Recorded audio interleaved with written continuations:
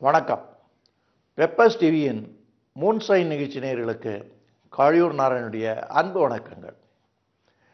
ஆன்மீகத்துக்கு நம்ம நாடு மிகவும் பிரசித்தமானது. உலகத்திலே மிக பழைய கலாச்சாரம் உடையது. 4000 ஆண்டுகள் கலாச்சாரம் உடையது. வேற எந்த நாட்டுக்கும் இந்த பெருமை கிடையாது. அவைகள் வேணா வளர்ந்த நாடுகள்னு சொல்லி பொருளாதாரத்திலையும் விஞ்ஞானத்திலையும் வளர்ந்துருக்கலாம். ஆனால் ஆன்மீகத்தில் நம்ம தான் டாப்பில் இருக்கோம். அப்படிப்பட்ட நாட்டில் இன்றைக்கி ஆன்மீகம் சரியாக இருக்கா, சரியாக பயன்படுத்துகிறோமா, சரியாக புரிஞ்சுட்டு இருக்குமான்னு சொன்னால் கொஞ்சம் கேள்விக்குரியது தான் இருக்குது. இது எதுக்காக குறிப்பிடுறோம்னு சொன்னால், இந்த பக்தின்னு சொல்கிறது பக்தியாக இருக்கா, பயமாக இருக்கா, அல்லது கவலையாக இருக்கா, அல்லது புரியாத ஒரு புதிராக இருக்கா அப்படின்லாம் நம்ம பார்க்க வேண்டியிருக்கு. இப்போ சமீபத்தில் ஒரு செய்தி வந்தது. அதாவது திருப்பதி ஏழுமலையானை இந்த பூலோகத்திலே இல்லை, அவர் பெரிய வெளி கிரகத்திலேருந்து வந்தவர், இஸ் அன் ஏலியன் அப்படின்னு சொல்லிட்டு ஒரு செய்தியை பரப்பிட்டுருக்காங்க. இது பக்தியினுடைய அடிப்படையில் ஏற்பட்டதா அல்லது ஒரு ஃபேனட்டிசமா? இந்து மதத்தை இன்னும் நல்லா பரப்பணும், எங்கள் மதம் தான் ஒஸ்தின்னு சொல்கிறதுக்கு ஏற்பட்ட ஒரு ஏற்பாடா? இப்படிலாம் யோசிக்க வேண்டியிருக்கு.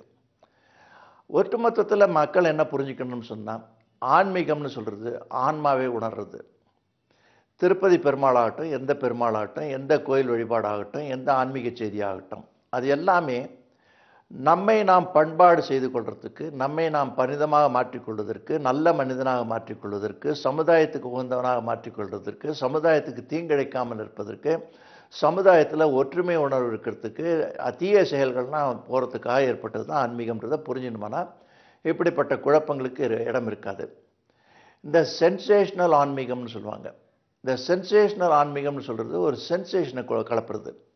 திடீர்னு ஒரு உணர்ச்சி பூர்வமாக ஏதாவது ஒரு வேலை பண்ணுறது, உணர்ச்சி பூர்வமாக ஏதாவது சொல்கிறது, அதெல்லாம் தவிர்க்க வேண்டிய விஷயம். இதெல்லாம் தற்காலிகமான வளர்ச்சியை கொடுக்குமே தவிர நிரந்தரமான வளர்ச்சியை கொடுக்காது. உண்மையில் சொல்லப்போனால் போக போக அதனுடைய தீமைகள் தான் அதிகமாக இருக்கும், கெட்ட பெயர்கள் தான் அதிகமாக இருக்கும். ஆன்மீகத்துக்கே அது இழுக்காக இருக்கும். ஆன்மீகத்தையே நம்ம இழக்க முடியுமான ஒரு சூழ்நிலையை அது கொடுக்கும்ன்றதை நேயர்கள் புரிஞ்சுக்கணும். இப்போ திருப்பதி பெருமாள் நம்ம சரித்திரத்தை எடுத்து பார்த்தோம்னா ராமானுஜரால் நிறுவப்பட்டது. இந்து மத ஸ்தாபகர் ராமானுஜர். பகவான் ராமானுஜர் உடையவர்னு சொல்லக்கூடியவர் தன்னுடைய முட்டிக்காலாலேயே நடந்து போய் திருப்பதி மலையில் எல்லா இடமும் தேடி அலைந்து கடவுளில் நம்ம பிரதிஷ்டை பண்ணக்கூடிய ஒரு புனிதமான மலைன்னு சொல்லி அதில் கால் கூட படக்கக்கூடாதுன்னு சொல்லி முட்டியினாலேயே நடந்து போனார். கொஞ்சம் தூரம் போனதும் முட்டிலாம் ரொம்ப வலிச்சுதுன்னு சொல்லிட்டு தலையால் நடந்து போனார்னா சரித்திரம் இருக்குது. அப்படிப்பட்ட நிலைப்பாட்டில் ஒரு குறிப்பிட்ட இடத்த அவர் தேர்ந்தெடுத்து, இந்த இடத்துல தான் நம்ம பகவானை ஸ்தாபிக்கணும், இந்த இடத்துல தான் திருவேங்கடமுடியான நம்ம அமைக்கணும்னு சொல்லி அவருடைய அந்த ஆன்மீக உணர்வுனாலையும் பெரிய ஒரு தபஸ் பலத்தினாலையும் அதை கண்டுபிடிச்சு அந்த இடத்துல தான் பகவான் ராமானுஜர் திருவேங்கடமுடியான நிறுவினார்னு சரித்திரம் இருக்குது. இதில் அவர் பாம்பு ரூபத்தில் அந்த ஜலதார வழியாக போனார்னா பல சரித்திரங்கள் இடைச்சேர்களாக இருக்குது. எது எப்படி இருந்தாலும் நம்ம மக்கள் என்ன புரிஞ்சுக்கணும்னு சொன்னால், திருப்பதி ஏழுமலையான்னு சொல்கிறது ஆதாரபூர்வமான சரித்திரபூர்வமான உண்மை என்னென்னா, அது நம்ம நாட்டில் நம்முடைய ஆன்மீக தலைவரால், இந்து மதத்தை நிறுவிய ஆன்மீக தலைவரால் ஏற்படுத்தப்பட்ட ஒரு ஸ்தாபனம். அதில் திருவேங்கடமுடியான ஏழப்பட்டிருக்காங்க. இதில் மற்றும் ஒரு நல்ல செய்தி என்னன்னு சொன்னாக்கா, அந்த இடம் வராக க்ஷேத்திரம்னு பேர், ஸ்ரீனிவாச க்ஷேத்திரம்னு பேர் இல்லை. அது வராகருடைய ஸ்தானம். அது அந்த வராக பெருமாள் தான் அங்கே ஒரிஜினலாக இடம் பண்ணியிருந்தாங்க.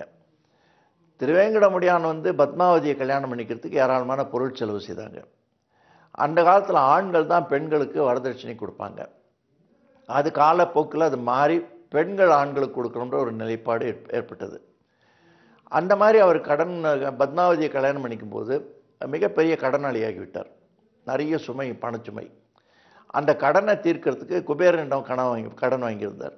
குபேரன்ட்டு அந்த பணத்தை திருப்பி தரத்துக்காக திருப்பதியில் வராகருடைய இடத்த அவர் தானம் கேட்டு, அதாவது லீஸுன்னு சொல்லுவாங்க, அந்த மாதிரி ஒரு இடைக்காலத்தில் அந்த இடத்த நான் ஆட்கொண்டு கலியுகம் முடிகிற வரைக்கும் அந்த இடத்துல நான் பிரசன்னமாகி அங்கே நிறைய வருமானம் வரும், அந்த வருமானத்தை வைத்து குபேரனிடம் பெற்ற கடனை தீர்க்கிறேன், அது வரைக்கும் வராக சுவாமி பக்கத்தில் குளத்துக்கரையில் இருக்கணும்னு வேண்டினார். அந்த பக்கத்து குளத்துக்கரையில் இருக்கக்கூடிய வராக சுவாமியானவர் அவருக்கு என்ன பெருமாள் வரம் கொடுத்தாருன்னா, உம்மை செவிக்காமல் என்னை செவிக்கிறவர்களுக்கு நான் ஆசீர்வாதம் பண்ண மாட்டேன்னு சொல்லி. இது திருப்பதியில் தேவஸ்தானத்தில் 1 மணிக்கு ஒரு தரம் இதை அனௌன்ஸ்மெண்ட் பண்ணுவாங்க. வராகமூர்த்தியை சேவிச்சுட்டு வாங்க, அவரை வந்து அலட்சியம் பண்ண வேண்டாம், அவரை சேவிச்ச அப்புறம் தான் பெருமாளை சேவிக்கணும், இதுதான் தாத்பரியம்னு சொல்லுவாங்க. குளத்தங்கரையில் எழுதியிருக்கார். சக்கரத்தாழ்வாருக்கெல்லாம் அங்கே வந்து சம்பிரோஷணம் பண்ணுற இடம் அது. அந்த இடத்துல இருக்கக்கூடிய வராகருக்கு அவ்வளோ சக்தி மிகுந்த வராகர். அவரை வந்து சேவிக்கணும்னு சாஸ்திரம் உண்டு. அதுக்கப்புறம் தான் திருவேங்கடமுடியான சேவிக்கணும். இப்படிப்பட்ட ஆதாரபூர்வமான, சரித்திரபூர்வமான, இதிகாசபூர்வமான, ஆன்மீகபூர்வமான பல செய்திகள் நமக்கு இருக்கும்போது ஏதோ ஒரு சென்சேஷனை கலப்பணும், ஏதோ மக்களிடம் ஒரு புரட்சியான ஒரு கருத்தை உண்டாக்கணும் அப்படின்னு சில பேர் தன்னலமாக இந்த மாதிரி கிரியேட் பண்ணுறது தவறான விஷயம். கடவுள் வந்து வேற கிரகத்திலேருந்து வந்திருக்காரு, இந்த கிரகத்தில் ஏற்பட்டவர் இல்லை அப்படின்னு சொல்கிறது ஒரு பாமர ஜனங்களுக்கு அதில் ஈடுபாடு ஏற்படுத்துறதுக்கும் ஒரு ஆச்சரியத்தை ஏற்படுத்துறதுக்கும் வேணால் பயன்படலாமே தவிர, இதெல்லாம் ஒரு ஆத்தென்டிக்காக நம்பக்கூடிய ஒரு நம்ம சாஸ்வதமாக எடுத்துக்கொள்ளக்கூடிய செய்தி அல்ல அப்படின்றத புரிஞ்சுக்கணும். ரெண்டாவது, இந்த வாட்டி வந்து வைகுண்ட ஏகாதசின்னு வருது.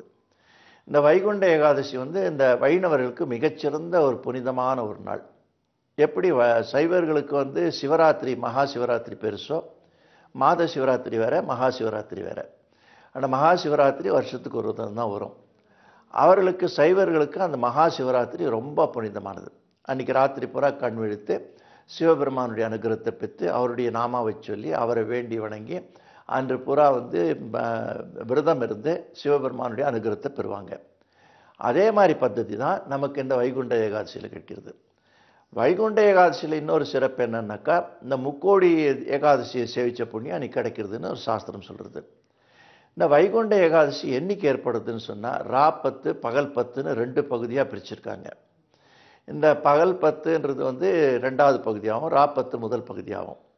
நமக்கெல்லாம் ஒரு ஆண்டுக்கு 365 நாள். ஆனால் கடவுளுடைய ஆண்டுன்றது ஒரு நாள். அந்த ஒரு நாளில் இரவு பகுதியில் நம்ம தூங்குகிறோம், காலையில் எழுந்திருக்கோம். இதுதான் உத்தராயணம் தட்சிணாயணம் பிரிச்சிருக்காங்க. அவருக்கு 6 மாதம் இரவு பகுதி, 6 மாதம் பகல் பகுதி.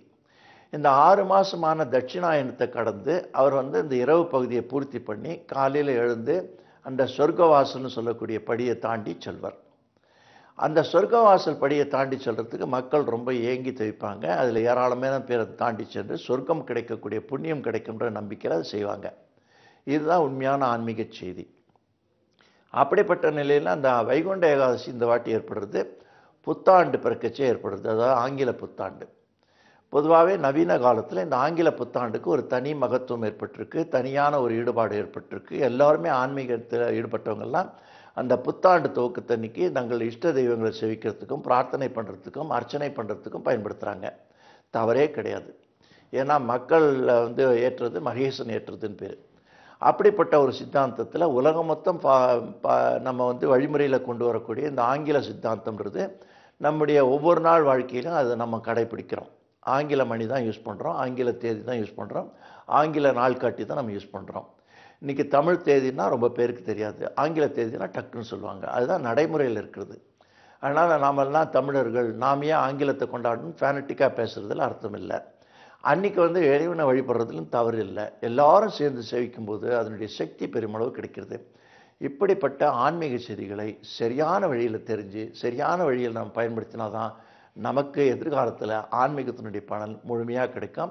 ஆன்மீகம் அழியாமல் காக்கப்படும். இப்படிப்பட்ட நல்லதொரு செய்தியோட மீண்டும் உங்களை சந்திக்கிறேன். அதுவரை நன்றி.